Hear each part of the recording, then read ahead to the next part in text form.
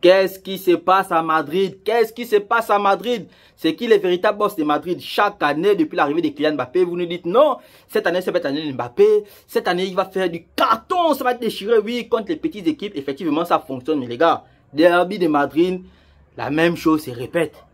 Le Real Atlético de Madrid ouvre le score. Le Real semble prendre l'avance, vu qu'ils avaient pris l'avance à un moment donné, avec un très beau but de Kylian Mbappé, oui. Mais n'empêche qu'au finish, ça se termine en manita. Salut à tous, j'espère que vous allez bien. On vient d'assister au derby de Madrid. Bon, c'était même plus un derby vu qu'en face, il n'y avait pas eu de...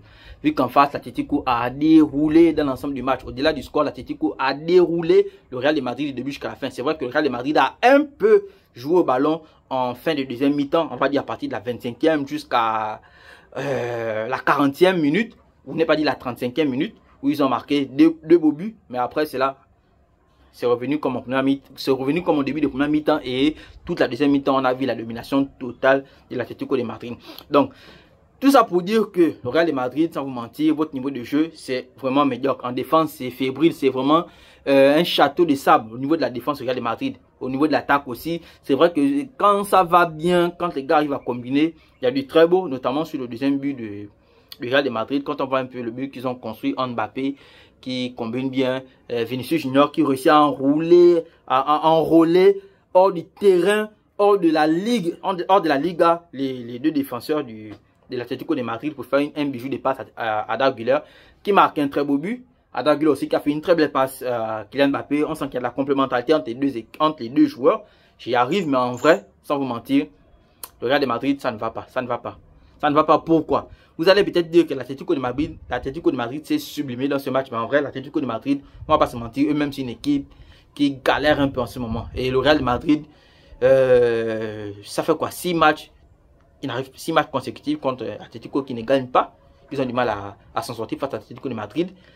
Et quand on voit encore le contenu qu'ils ont proposé en milieu de terrain, ça semblait aller, comme je dis, dans la petite période de la 25e à la 35e, j'ajoute jusqu'à 40e minute de jeu. Mais après ça, ça n'allait pas. Donc, votre Real là, si vous pensez gagner quelque chose cette année, pour moi, je pense que ça ne va pas être évident parce que le niveau de jeu que vous pratiquez, c'est dégueulasse. L'Atlético de Madrid, là, ils jouent le Barça, on les tabasse aller-retour. Mais vous, ils vous ont chicoté, ligoté, bâillonné, les yeux bandés pour éviter le stress. Même à 2-1, l'Atlético de Madrid reste agressif. Donc les gars, restez concentrés parce que votre Real, vous allez subir cette année. Si déjà que l'Atlético, vous n'y arrivez pas, mais je vous assure que contre le Barça, ça va être du carnage. On va vous faire du sale, du sale. Franchement, j'ai été ravi du gros match. Même Antoine Griezmann, il était, je crois, sur 21 matchs. Sans marquer, mais comme par hasard, il vient jouer son pain au lait, le Real de Madrid. Et il a repris le chemin des buts. Julián Álvarez qui vous fait une Declan Rice. Il marque un penalty, il marque un bijou de coup franc. Vraiment, le Real de Madrid, vous nous faites honte. Hein. Déjà, je pensais qu'on était des adversaires avec nous, le Barça, mais en vrai, vous n'êtes même pas des adversaires parce que votre niveau, c'est du niveau, comment on va dire. Et si vous remarquez, depuis le début de la saison, attention, hein, le Real s'en sort pas mal, mais en vrai, en termes de qualité de jeu, ce n'est pas forcément le top qu'il propose parce que même le match face à Marseille, si on est honnête, le Real ne méritait pas la victoire. Déjà que ils ont gagné avec la tricherie, mais la qualité de jeu, le jeu fourni dans le match face à Marseille, c'était pas ça. En tout cas, depuis le début de la saison, le Real a peut-être 1 ou 2 matchs là où ils ont quand même joué un football qui ressemblait au football d'une grande équipe. Mais la plupart du temps, le Real, ça ne va toujours pas. Donc, Xavi Alonso, c'est bien beau d'avoir repris l'équipe, c'est bien beau d'avoir été un grand joueur au Real de Madrid. Mais là, en tant qu'entraîneur, sans te mentir, frère, ça ne va pas, ça ne va pas. Je sais pas, est-ce que c'est Kylian Mbappé? Vous allez dire que j'ai un problème contre Mbappé, mais est-ce que c'est Kylian Mbappé qui vous empêche de bien jouer au football, de bien pratiquer le foot qu'on a pu voir avant l'ère Mbappé? Mais depuis qu'Mbappé est arrivé, le Real n'arrive toujours pas à s'en sortir. Que ce soit sur Carlo Ancelotti, que ce soit là avec Xavi Alonso, ça ne va toujours pas. Il n'y a toujours pas d'équilibre, il n'y a toujours pas de consistance, il n'y a toujours pas de fond de jeu en fait.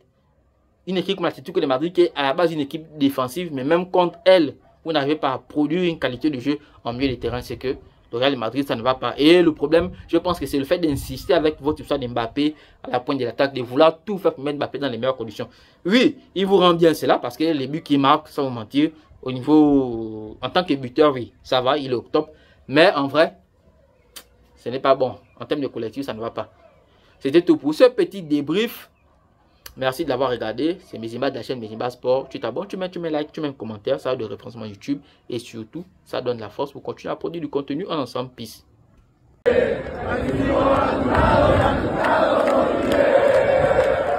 Una